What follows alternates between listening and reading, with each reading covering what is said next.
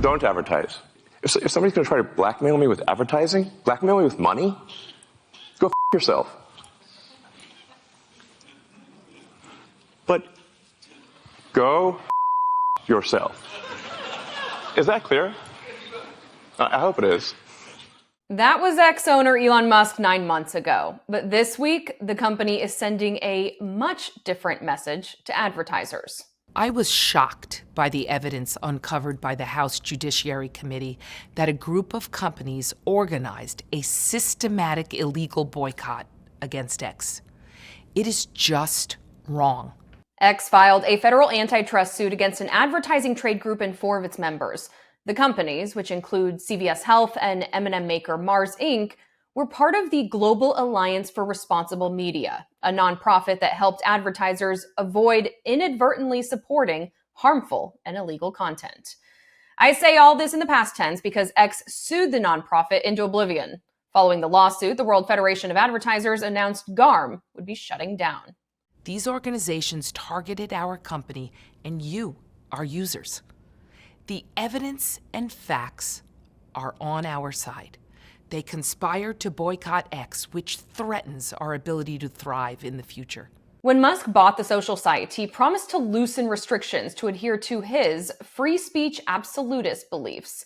The site faced criticism for allowing hate speech and false content on the platform. Musk welcomed back a number of users who had been banned from Twitter in the platform's previous life. Musk himself has shared election misinformation that made more than 1 billion impressions. Oh, and then there's Grok. Despite his firm stance on advertisers, go yourself. Musk suspected something fishy was going on when they didn't buy ads on his site. So he lobbied Congressman Jim Jordan and other conservative lawmakers to look into the trade group's practices. Eventually, Jordan subpoenaed GARM for documents to prove an anti-conservative bias. And last month, it issued a report called GARM's Harm, how the world's biggest brands seek to control online speech. But how does a group of advertisers deciding a website is not fit to advertise equate to anti-competitive practice? They're making ultimately a very simple argument. We turn to the Michael Jordan of Antitrust, Doug Melamed, who brought a successful antitrust case against Microsoft back in the 90s. He said X's argument would essentially be that of price fixing. Let's take a more kind of simple story. Suppose a bunch of customers, let's say supermarkets, got together and said to the Coca-Cola company, we've agreed that we're not going to distribute any products sold in bottles of smaller than 20 ounces. I think that would probably be an antitrust violation. Even though they didn't specify the price, they specified an important term of, in effect, of the contract between the buyer and the seller. And competing buyers shouldn't do that. Musk's lawsuit claims 18 brands stopped advertising on Twitter from November to December 2022, and dozens more that were part of the coalition cut back on ad spending in 2023. The company's outspoken owner posted, "We tried peace for 2 years. Now it's war." I think he has a plausible case. I don't know that he can, I don't know what he'll be able to show in terms of real damages, but he has a plausible case because I think the kind of theory I've just tried to paraphrase might have some traction in an antitrust context.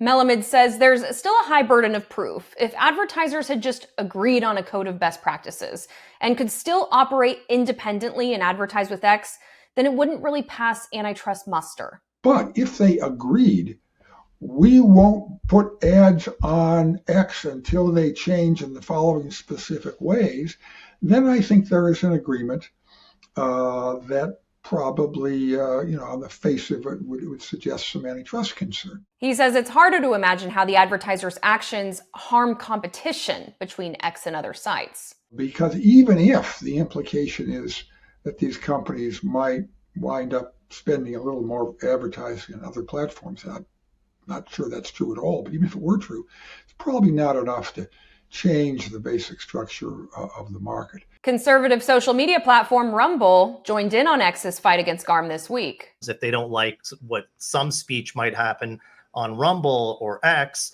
they can say, we're not going to touch that, which then causes advertising rates to go higher because now they're only accessing a certain portion of the market. and then drives higher prices for their shareholders and their brands. And GARM's decision to fold won't change the pursuit. Won't make the case go away because they're potentially liable for the conduct in the past.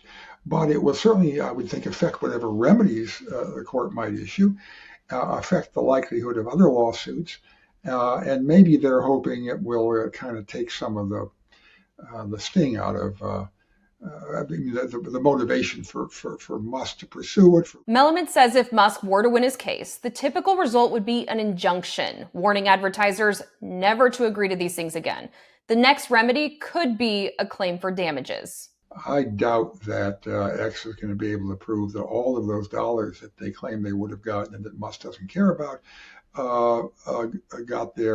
would have come to them had the companies had to decide independently whether to advertise for them or not. X says the advertiser boycott and its effects continue to this day, despite X applying brand safety standards comparable to those of its competitors.